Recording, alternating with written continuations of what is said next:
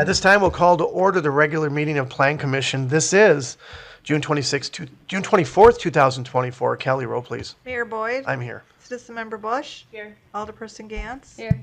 Alderperson Hanson. Here. Citizen Member Higgins. Here. Citizen Member Raymaker. Citizen Member Schilling. Here. All here except Citizen Member Raymaker. Item Aye. 2, approval of the minutes of the May 28th, 2024 Plan Commission meeting. I'll make a motion to approve. I'll second. Motion by Mark, seconded by Brenda. Discussion or comments? Seeing there are none, all those in favor say aye. Aye. Aye.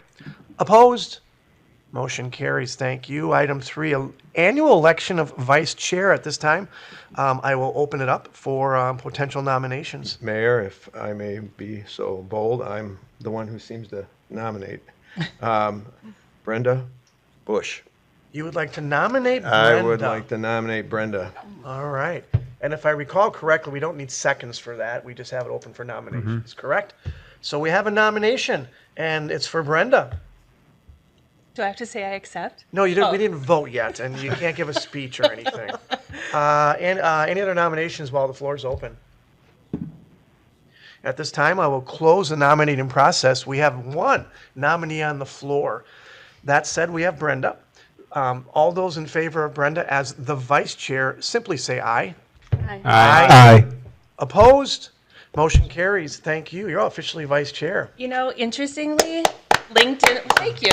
LinkedIn reminded me that this month is my 5-year anniversary of being on Plan Commission. Aw. So what a way to mark it. Excellent. I plan on being gone a lot this year on the particular dates, No. so good luck for you. Polish up on this one. Yay, Brenda. Item 4. Oh, look, it's back on again. Remember when Mark spotted this last time on item 4? Yes. Item 4, public comments upon matters not on the agenda. Comments made during the public comment period shall pertain only to matters under the jurisdiction of the Plan Commission. Does anyone in person or virtually have any public comment upon matters not on the agenda? If so, just state your name. For the second time, any public comments upon matters not on the agenda? Now is your time. For the third and final time, any public comments upon matters not on the agenda, please state your name. All right. Item 5, consideration and possible action for a 2-lot CSM at 500 Fortune Avenue, Parcel WD-1041. That's going to go to you, Peter. Thank you. This is a 2-lot proposed CSM in our business park, located at the southeast corner of Fortune Avenue and American Boulevard. Planning staff reviewed this certified survey map, identified just a handful of corrections that need to be made. They are technical and can be done at the staff level. So staff recommends approval, subject to the conditions in your report. Thank you very much. Questions or comments and/or motion? Make a motion to approve. I'll second that.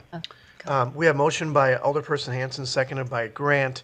Again, I'm assuming that they meet all the criteria. Yeah, assuming they meet their staff requirements. Awesome. Same thing with the seconder, I believe. Correct, Grant? Yes. Okay. Very good. Additional comments and/or discussions? Seeing there are none, all those in favor say aye. Aye. Opposed? Motion carries. Thank you. Item 6, consideration and possible action on a 10-lot extraterritorial preliminary plat of Little Rapids Subdivision at 1602 Torchwood in Lawrence, Parcels L-2279 and L-2295. Peter? Thank you. This is a 10-lot subdivision plat at the preliminary level. There are 10 lots in it. 1 lot is for business or commercial use, and the other 9 are for residential uses. Planning staff recommends approval of this preliminary plat in the town of Lawrence, subject to the 2 conditions in your report. Very good. Thank you. Questions or comments and/or a motion? I will make a motion to approve, subject to the conditions outlined. I'll second. Motion made by me, seconded by Alderperson Gantz. Discussion or comments? Seeing there are none, all those in favor say aye. Aye. Opposed? Motion carries. Thank you. Item 7, consideration and possible action for a zoning map amendment from MX3 Corridor Mixed Use District to C, Commercial District at 2385 Lawrence Drive, Parcel WD-L487. Peter? Okay. This is an interesting zoning map amendment. The map that you see up on your screen, the subject area is kind of that purple tinted square over the top of a landscaping and material supply business that is already in operation. They're looking at expanding some of their operations, which will cause the need for a conditional use. And a conditional use cannot be applied for in the zoning district that they currently are in. So they are looking to rezone the property in order to, in the future, apply for a conditional use, which actually we will be looking at later tonight.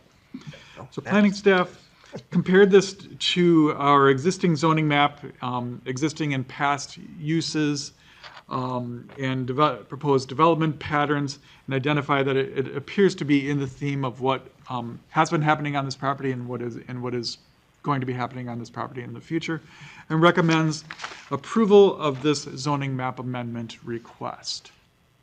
Thank you very much. Questions or comments? Motion? Just a question on the neighbor outreach. I noticed that there were some comments that you received, but have there been any new ones since this was printed? I received 2 telephone calls from the general public, mostly asking what the sign meant in the front yard, and so I explained the process of zoning and map amendment and why it was being asked for. The applicant, or the authorized agent for the applicant, did send out a letter separately from the letter the city sends out, and they received a couple of responses, which is included in your packet. I did receive a follow-up email with comments about maintaining the property, not directly related to a rezoning, but kind of wishing that the owner maintains the property once they begin redoing the site. It was a repeat of what was already in the letter from the authorized representative, and that was all we received for comments. Yeah, I noticed that the letters that went out, so that was well done. So, thank you. And for the record as well, and the public is listening, they were pretty much in support, other than clean the property up, Right. was kind of the constant theme that we saw. So they were in support. Very good. Other questions or comments? If so, I'd probably make a motion first here. I'll recommend approval of the request for the amendment from MX3 to C, and they must apply to the following one condition. I'll second. Motion by me, seconded by Mark. Additional comments and/or discussions? Seeing there are none, all those in favor say aye. Aye. Opposed? Motion carries. Thank you.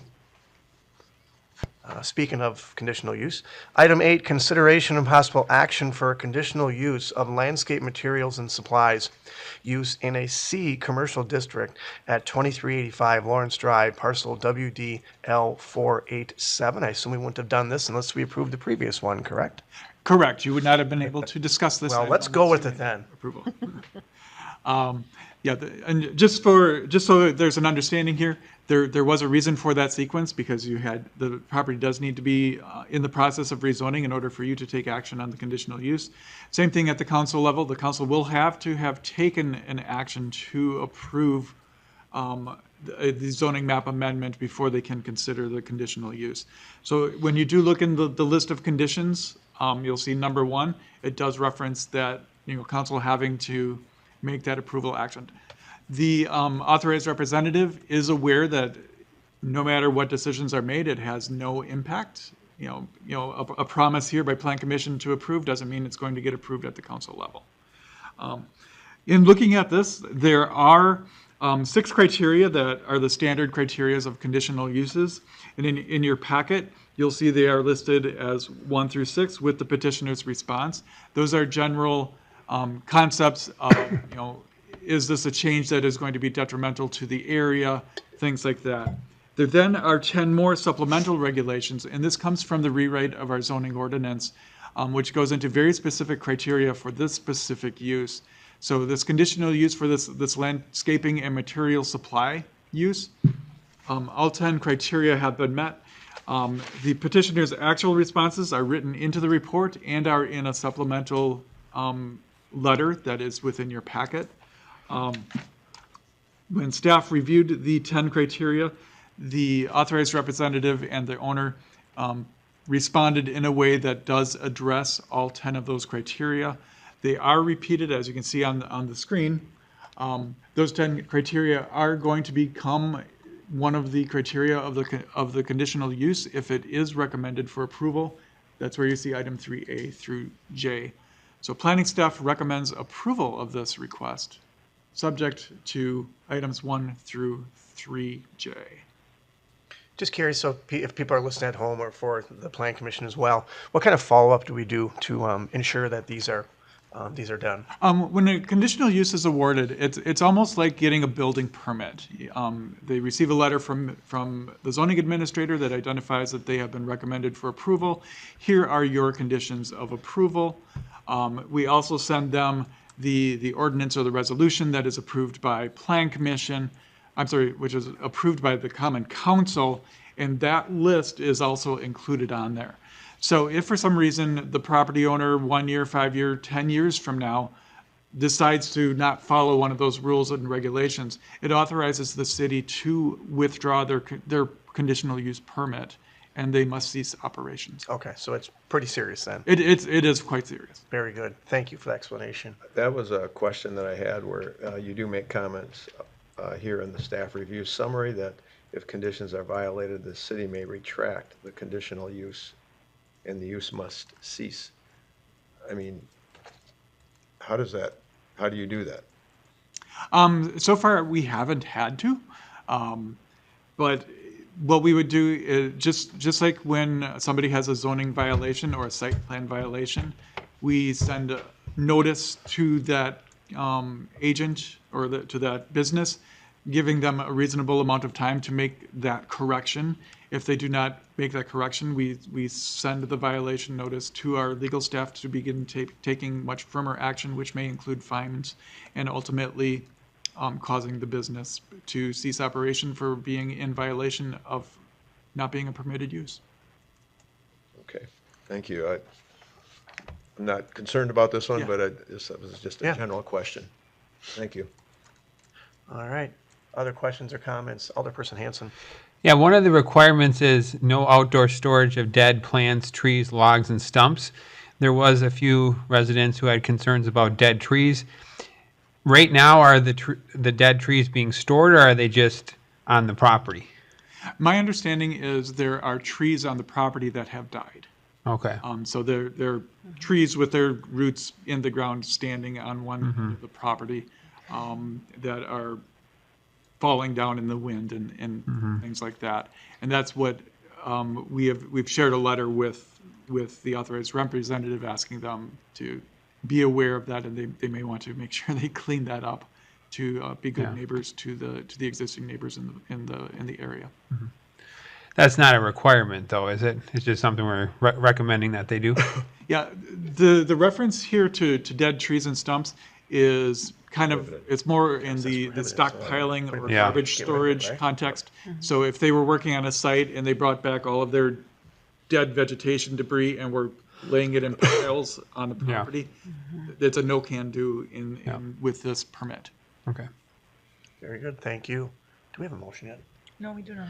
Well, why don't I just do that? I'm going to make a motion. We can continue to discuss. Motion to approve the conditional use request for a landscape materials and supplies use in C District at 2385 Lawrence Drive, subject to the multiple conditions. Yes. Just wanted to let you know that the authorized representative is in the room sitting behind me and has asked to be able to speak during this. Hopefully he has asked to speak? Yeah. All right, I'll make a motion to open the meeting. Well, should we do the motion first? Oh, let's do the motion, get that done, then we'll do it. So I made that lovely motion, which you got down. I'll second. Seconded by Pamela. All those in favor say aye. Oh, Aye. no. Nope, not yet. Let's wait on that. Let's Yeah, wait on that. let Never him mind. speak. Now, let's have further discussion and or comments. I'll make a motion to open the meeting. I'll second. Motion by me, seconded by Pamela.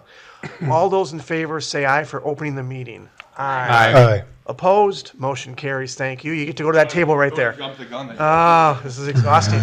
So just for formality, we need your name and address. Sure thing. Jared Schmidt, Robert E. Lean Associates, 1250 Centennial Center Boulevard.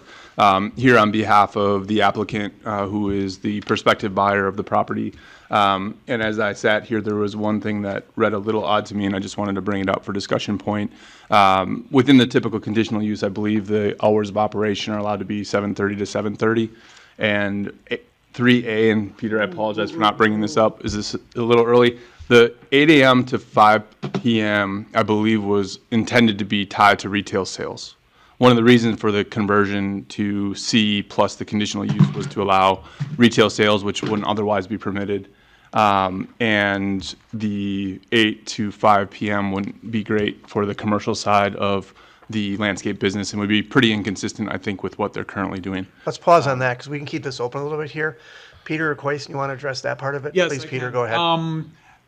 Shame on me. It's a bad copy paste on the PowerPoint. Your report should have a different set of times that refer to, and I hope that is accurate in there. 7:30 to 7:30 a.m. to 7:30 p.m. And on my table, it refers to 8 o'clock to 5 p.m. So that would be 3A, correct? Yes, that's Okay. that's what you're referring to. Yes. It's a typo in the PowerPoint. Very in your good. report, it's correct. Well, it's Mark? 8 to 5 on our document. Yeah, our document definitely says on the recommendation 8 to 5. 8 to 5. Okay. I think earlier within the report, it's 7:30 to 7:30. And then he'll adjust that then. And then the motion and second are aware of that, so we'll make sure that. So, gets yeah, 7:30 to 7:30 would be, if we want to Yeah, restrict it retail is. sales, 8 to 5 is acceptable, but the 7:30, package 7:30 says operations is It important. shows 7:30 to 7. Does it on the second part of it? Okay. It does. Thank you for that. What else do you have? Not a whole lot. I That's the know, one you kind of want to jump up. yeah, here. no, I love talking. Well, good thing you did. No, as far as the discussions, like in the reference document, I did get a chance to talk to 3 individuals.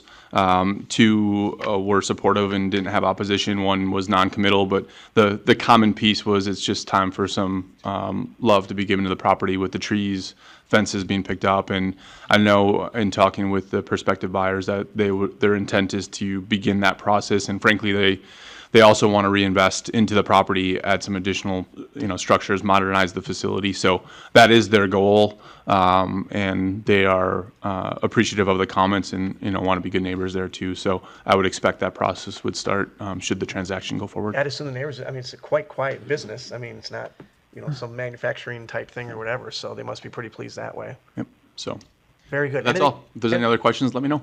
All right.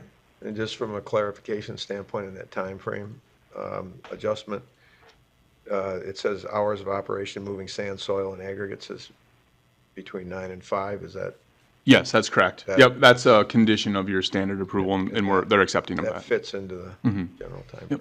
Yep. Very good. Thank you. Thank Thanks. you.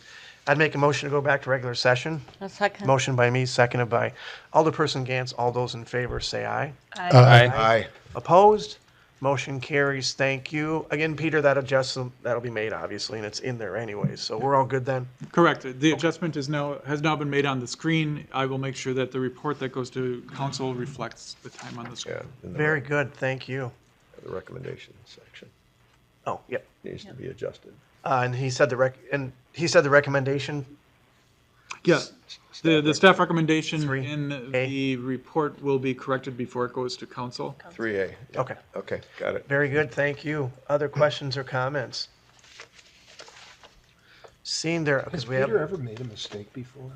and, I believe he No. has. well, I think Did that's, you just blemish your perfect record? well, that's why Quaison's here. So if he has a second mistake, then Quaison steps in. So it's kind of 2 and down. Okay. I just wanted to Literally. clarify. I'm sorry. Great job. All right, that's that. All those in favor say aye. Aye. Opposed? Motion carries. Thank you. Thanks for coming in, by the way. Looking forward to it. Item 9, discussion about information within the Pere Zoning Ordinance, which is used by Plan Commission members and City Hall. Peter?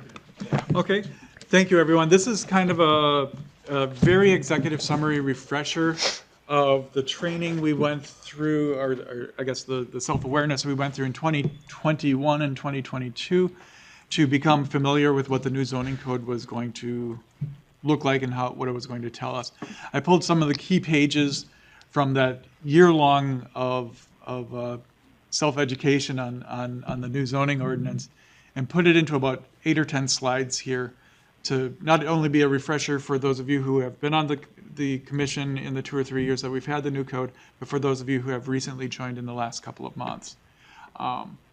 So to kind of start us off, the zoning ordinance is broken down by districts, and there's 4 different categories of districts, what we now refer to as residential districts, business districts, commercial and employment districts, and special districts. And you can see beneath that blue square, that's the acronym of all the categories we have within our zoning map. And there are actually 22 different zoning districts, and on the map, each of those districts are color-coded, and if this slide is pretty, there we go. That's the matching color to the small version of the map you see to the right. This is a map from January 2020, or I'm sorry, from January 2024.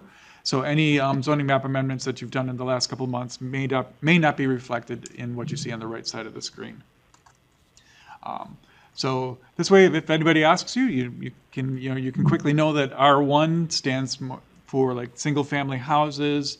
R2 means like kind of a duplex or a condo that has 2 units, and then RM means multiple units of residential. MX is our mixed-use categories. GX is our general mix areas. That's where we have like a downtown that's transitioning into a residential district. That tends to be our GX zones. C stands for commercial. It does, on this screen, it kind of turns out brown. It's really actually orange on the map. The O is our office got districts. Oh, okay, good. Ours looks screens, orange, yeah. but I get what you're saying over there, yeah. Yeah. And then the multiple shades of gray tend to be our business park and our industrial district. Our shades of green are our public and institutional districts. That tends to be like where our city offices are. Churches, parks, schools, colleges tend to be in those PI districts. PUD doesn't have any color on the screen because we have none right now. That's the new district that we created to be the replacement for PDDs. Then CON stands for Conservancy, and AG is agricultural districts. Then moving on from this slide. Any questions on this slide here from anybody? Okay. So there will be a test at the end on L22. Yeah, that's why I said right away, if you have questions, come on now. We designed the zoning code so that you can navigate yourself through it. If somebody does ask a question and you want to go online to the zoning code, or if you have a hard copy at home, we designed it 3 ways to be easy for the resident who's never opened the code before, and complex enough so that our legal staff can use it in case of a challenge. So what you see on the right and left side of the screen here is kind of the 2 easy methods. First, we built a series of tables that contains every answer to lot and building regulations. Things like setbacks, maximum height, basic design features, and like if you're working in a commercial building, where can you put your dumpster? You can find that on this table. And sometimes it's talking about a physical feature of a building. That's what you see on the right side with the little blue dots. They correspond with the blue dots for each of the lines on the other side of the screen. So if somebody wants to find something, you simply look up the zoning district for that property and the building type, and that table you find then that table for that set of information. This is much better than what we used to have. We used to just have, like in the downtown, we had B1, B2, B3 district, 3 choices. Now we have a much greater way to make something fit a building when we have such a diversity of buildings in the De Pere area. One thing you will note is that we don't have these fancy tables for the PI districts, the conservancy districts, and the PUD districts, because they oftentimes have the ability to write their own sets of rules. So there was no sense in us making a table for something where they're going to rewrite the rule anyway. The next key thing to look for is to identify if a land use is permitted or prohibited. And we'll use landscaping and supplies as a sample a little bit later in this discussion. So you can see behind this is actually one of the older tables that I used back 2 years ago when we had this initial conversation. It was about 20 pages long of slides because we went through every single one of them back then. And I'm not going to make you do that tonight. You can use table 7.1 if somebody says, hey, can I open a such and such a store? You can look up the general name for that type of a store on this table, follow it over to the zoning district where they want that business to be. And if there's a little black dot, yes, they can have that business there. If there is a kind of a half circle dot, that means they can, but it has to be in an upper story or an upstairs area. If you see the little letter C, like you see across the bottom of the screen, that means they may be able to, but they need to have a conditional use on file that is approved. So just like we did tonight, somebody began the process of applying for a conditional use. Their part of the table is actually right here. I highlighted in green so you can't read that it says landscaping and supply. I apologize for that. And the red arrow is pointing to the little letter C that told them they needed to apply for a conditional use in order to have that business in that particular zoning district. This is assuming that they are going to be in the C district. They originally are MX3, which is what their zoning is today. There is no letter C there, so that means their expanded business just couldn't happen. That's why. Peter, real quick, where is this on our website? Would this be out there someplace? This what we're looking at right now? Yeah, Planning and Zoning Division. Is that where I'd go to? To get to the zoning map? Yeah. Yeah, go into planning and zoning. And then what is my zoning? And on the planning and zoning page at the very top, there should be like a blue square that says new zoning ordinance. Click here. Click here. If you open that up, it will take you to a PDF. Yep. And That's what that all is. That's what we're referencing here. Okay. Yes, that is the document that you're versions of it that you're seeing on the screen. Very good. Thank you.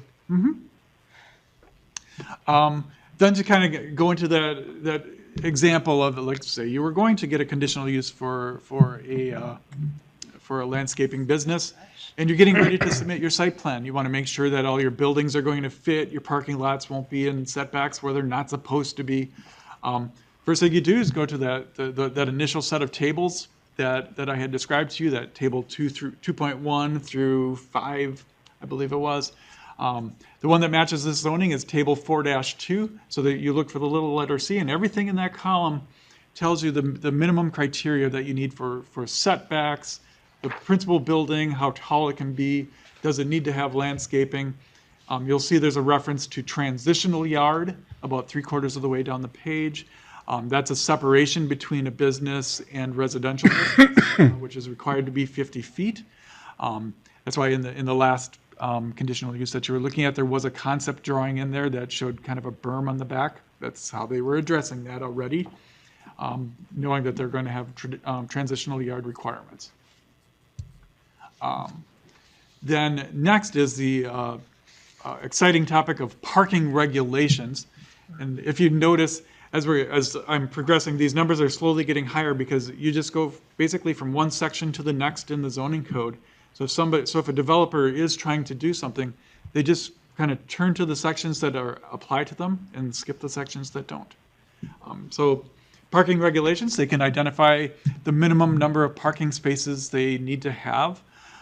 There also are requirements in the body of the zoning ordinance where if you know your business is going to generate more than the minimum number that this table talks about, you still need to address that because you cannot put parking on the street unless it is allowed in that particular area.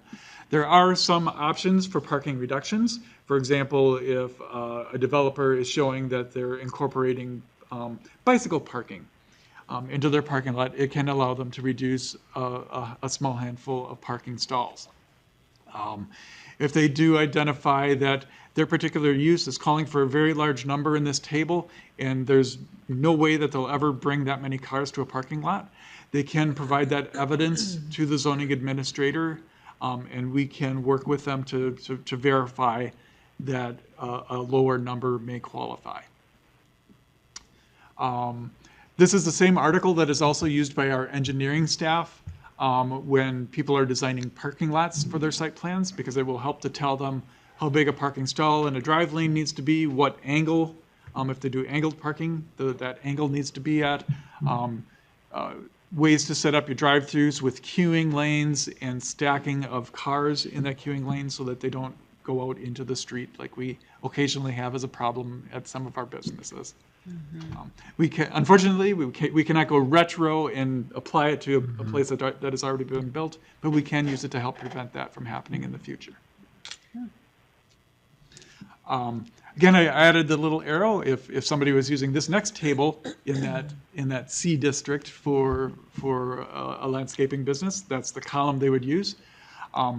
Section or Article 9 is for building and site design. This is where it starts to get into the details of actually how somebody designs their building.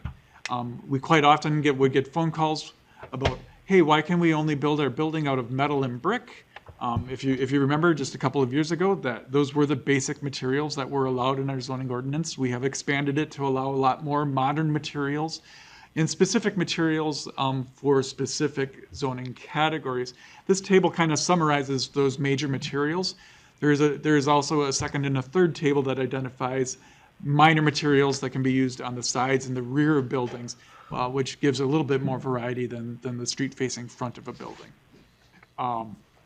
This particular section of the zoning ordinance is also what a developer would use when they want to go into more details, like how can they build a balcony on the front of the building? Can that stick into the street right of way?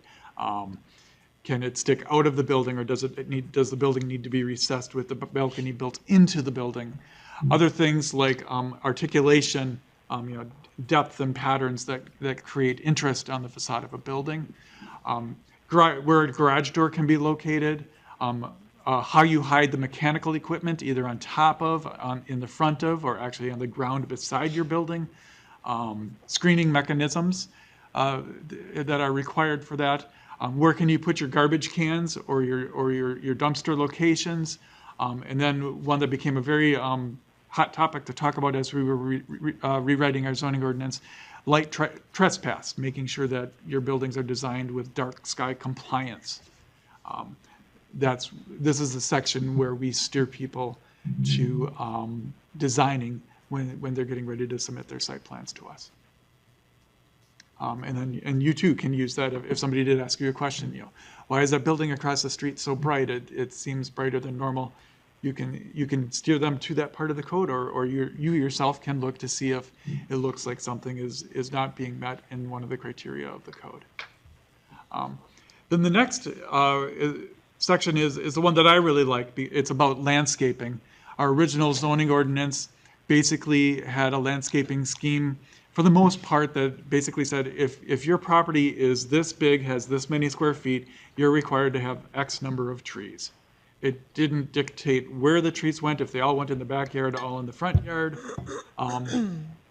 When Kim was still here as our director, and even when Dan arrived as our director, we struggled getting people to put trees in logical places. So the rewrite of the code now establishes very specific locations for certain numbers of trees, and then leaves the door open for the designer to develop it, that landscaping plan in a way that they feel looks nice for the building they're designing. Specifically, street right-of-way trees, and now this applies to commercial and industrial situations. That does not apply to residential situations for street right-of-way trees. Parking lot screening, that's for parking lots that are less than 100 feet from a street right-of-way. That's where that applies. Interior landscaping, that's when you go to a store and you see there's kind of an island of vegetation in a tree next to where you park your car, and that's where everybody wants to be on the hot days. And nobody ever wants to put them in because of snow shoveling in the winter. So there's a little double-edged sword there. It identifies when interior landscaping is triggered in the code, and it's usually when there's a certain number of cars in a row contiguously that a landscaping island then becomes required. Building foundation landscaping. We for years have encouraged people to put landscaping next to their building to kind of create separations between parking areas or sidewalks, and kind of as an element of beautification. That now has been worked into our zoning ordinance, where 60% of a front facade needs to have landscaping. And you can kind of see that on this illustration right here. This landscaping doesn't go all the way from corner to corner because it doesn't need to, but it is exceeding that 60% of that facade. Then moving on from landscaping, we go into Article 11, which is about signage. We've always had a signage ordinance. It was separate from, we've always had a signage ordinance. It was always separate from zoning.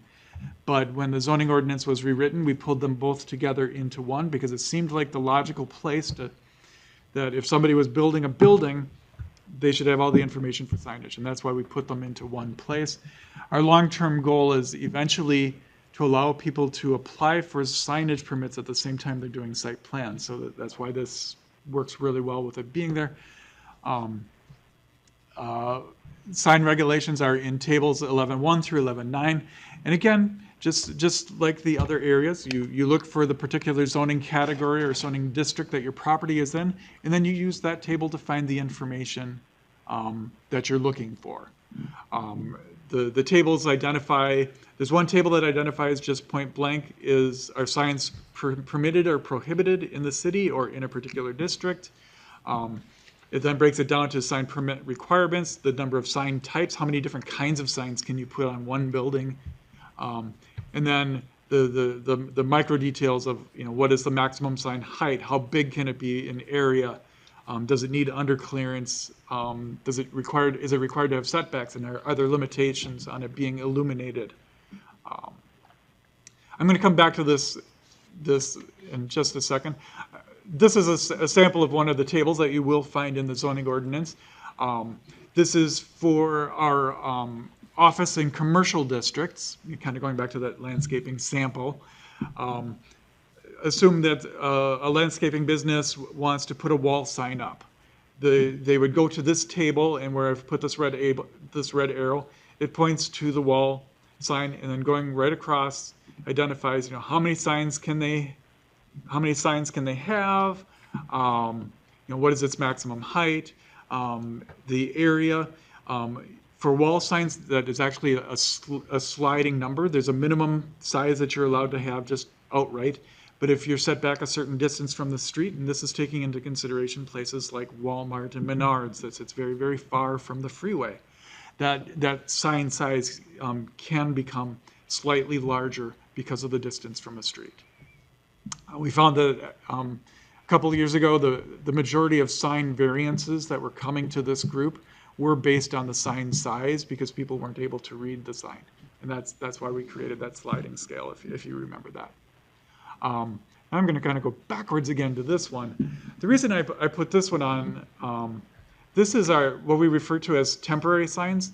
Back in the day, we were able to point to signs and say, that's a political sign, that's a house for sale sign, that's a yard sale sign. We can't anymore. We're not allowed to read the sign unless it's vulgar and point out that the sign has something vulgar on it.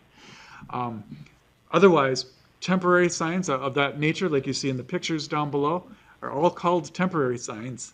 And they all follow the same rule for the number of days that they're allowed to be up and the general location. These types of signs are not allowed to be put into the right-of-way. That's the number one violation that we receive. People oftentimes think they can put a sign kind of between the sidewalk and the street because they mow that area and they assume it's theirs. But unfortunately, oftentimes it's not. That's part of the right-of-way. A sign does need to be on a private property and 5 feet back as a freestanding sign. If a sign is on a building, then we consider it a temporary wall sign. The size limitations change. The setback limitations also change because we understand that there are some buildings that are very close to the property line, and if you're not going to push a building back just to get a 5-foot setback. So this is one to really learn and become familiar with. So if you're ever on a walk and you see somebody has placed their sign at 3 feet back instead of 5 feet back, and you see them outside, you might hint to them to move it, or you might just kind of take it and move it the extra couple of feet it needs to be. Very common requests we get on this one for signs being in the wrong place, almost daily. Then I just wanted to bring us kind of to the end, and then we can see if you have any questions.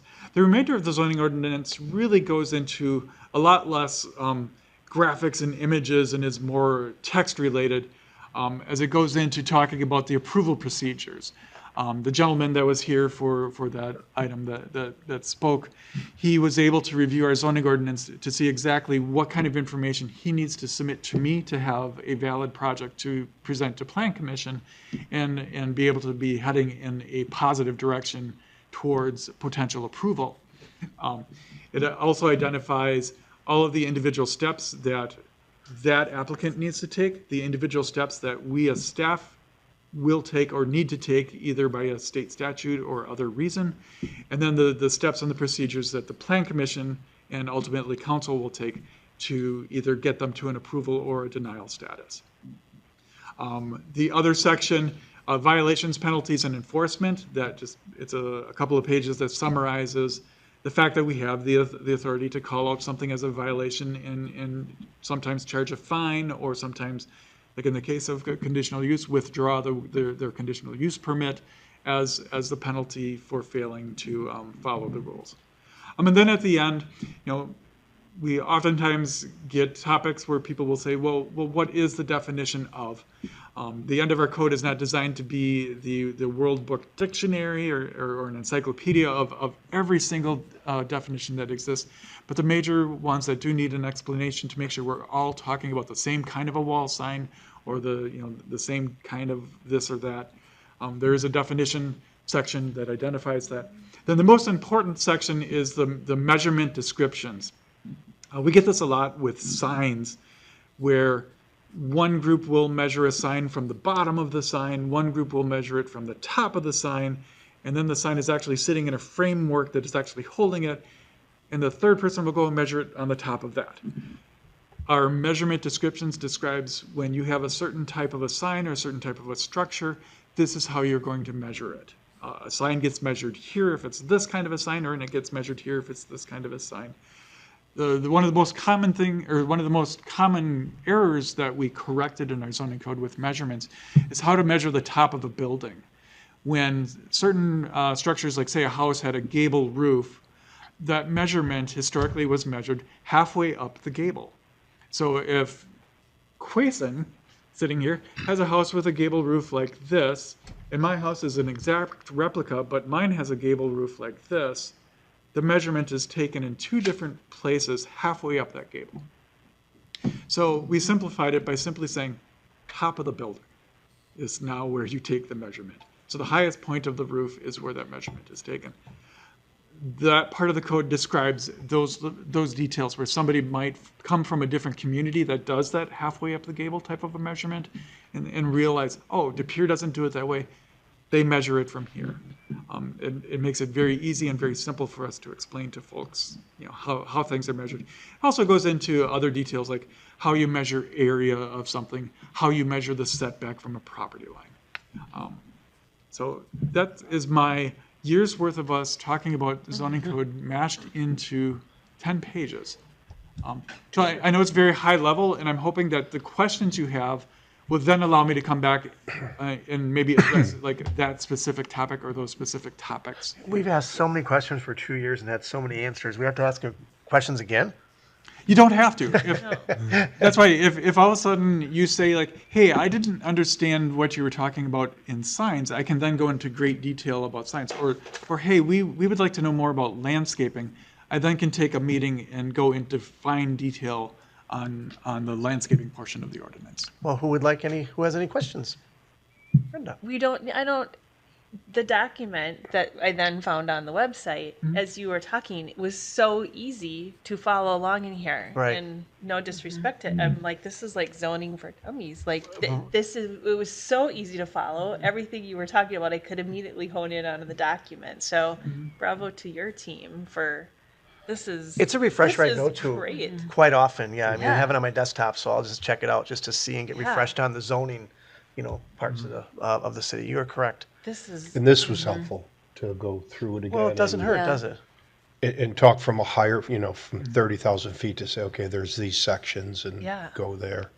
And I also encourage people here as well too to go to our website and stuff, and go to development services, and then kind of work around and navigate through that portion of. There's so much there, and There's a lot. I'm sorry, go ahead, Grant. No, that was it.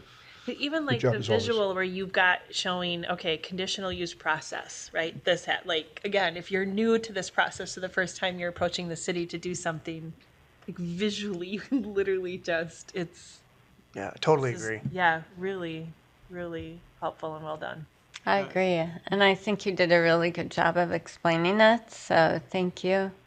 And yeah, I'm on the site too, and it looks pretty easy to follow along. Yeah. Pretty clean. So if Yeah. Yeah. when we're doing it, we'll probably have questions, or I may, but right now it looks great. And I'll go ahead and dig into it more too, now that you've explained it. So thank you. Yeah.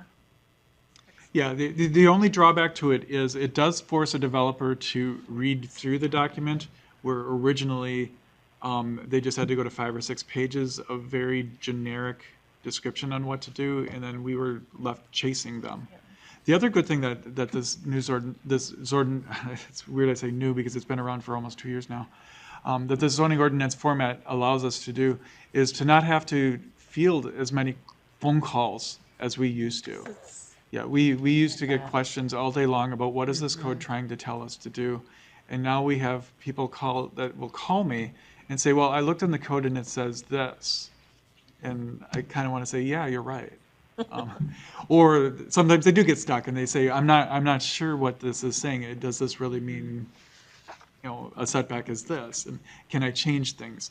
And it allows me to go into a kind of a question and answer. What are you trying to do? Be aware. When we did update this, we might have reduced a setback there. So if you're looking in the direction of asking for a variance to reduce, do keep in mind that our council approved reducing a setback already less than 2 years ago. If you want to ask for more, it's your right to, but it may be a challenge to make a request like that. I mean, so residents know out there too. I mean, there's a separate link for starting a new business, and I know you have a online portal pre-application where they can kind of fill stuff out and then be guided in the right directions. We didn't have this before, so I mean, there's so much information out there to make the process easier for someone who wants to come into the Pere. Correct? I mean, you must agree with Yes. that because you've been here when it was. Yeah, Archaic. and that is also part of the reason why we made what appears to be so many variations of colors of the same district. Like why do we have mixed use and then there's 1, 2, and 3? There's 3 versions of mixed use. We made it to be conducive to the businesses that we know are already in certain areas, so that the requirements can be tailored to the types of businesses that are going to go in that area. In the past, we just had a general B district, and whether you were on Ashland Avenue or whether you were downtown on Main Avenue didn't matter. You all followed the same rules, and that's one of the great things of how this zoning ordinance lays out. Very good. Yeah, this is one of my favorite pages, the starting new business, which if people connect with my office, that's what I send them to, at least for their start. We didn't have this in the past. It's just so much cleaner and so much easier and answers a lot of their questions. Other questions or comments? Alderperson Hanson. I said this at the last meeting, but I do appreciate the smaller lot sizes now. Try to get some more housing density in our new subdivisions. And then I also really like what you did with the landscaping part and enhancing that. Still would like to see street trees in new subdivisions, but that's going to come back later this Changed on year. that, huh? Yep. That been your stance? As if you never heard that one before, huh, Mayor? No. But no, I think the new commercial developments that have come through have had really strong landscaping plans, and that's reflective of this new ordinance, or code, I should say. Yeah, they really have. You are correct. And there are a lot of new plans, new businesses coming in. Yeah. Other comments, suggestions? Very good. Thank you. Thanks for the refresher. Well And done. thank you to them as well too. And they're aware of some of this stuff. We're never aware of all of it, so it never hurts to get a better eye on this. Thank you. Is this an annual thing? where We can do this annually. We can do it periodically. If you want to just let me know that there's a topic you would like Sure. a refresher on, just let me know with enough time before the next meeting so I can put something together. Most of these slides I just pulled from 2022, so occasionally you might see an old date in the corner. So it's not difficult for me to pull it together if you really wanted to, review or a bad idea. refresh on Yeah. a specific. Do it annually. Yeah. Yeah, I agree. And like you said, if you have something in specific you wanted to talk about, that's great. So thank you very much. Thank you. Thank you. Up next, item 10, discussion about site plans received since the May 2024 Plan Commission meeting and review of the status of recently approved development projects. Here? Yeah, the list that is on the screen, the font didn't turn out all that great. we have it. Or That's to okay, say I the can't pin read size what's on didn't my turn out all that great. screen Because my eyes It's just the look at same list that you find better as you on go the going. website right now. I've not updated it since today's meeting. And it's also the same list that's in your meeting packet. If you have questions on any specific site, you can ask it. Well, a couple social media posts actually is pointing people in this direction. Yes. So that's pretty good. It's getting good play out there. Yeah. I mean, someone says, hey, what's going here? And then someone jumps in and says, follow this link. You can see yourself. Stupid. They don't say that. And I was afraid to say zoning for dummies. Really stupid. No, actually, it's very beneficial. It's nice just to send someone out somewhere there and just say, hey, there it is. Other questions or comments? All right. I then will move to, I'll make a motion to adjourn. I'll second. Motion by me, second by Brenda. All those in favor say aye. Aye. Opposed? Motion carries. Thank you. We're officially adjourned. Thank you, everybody.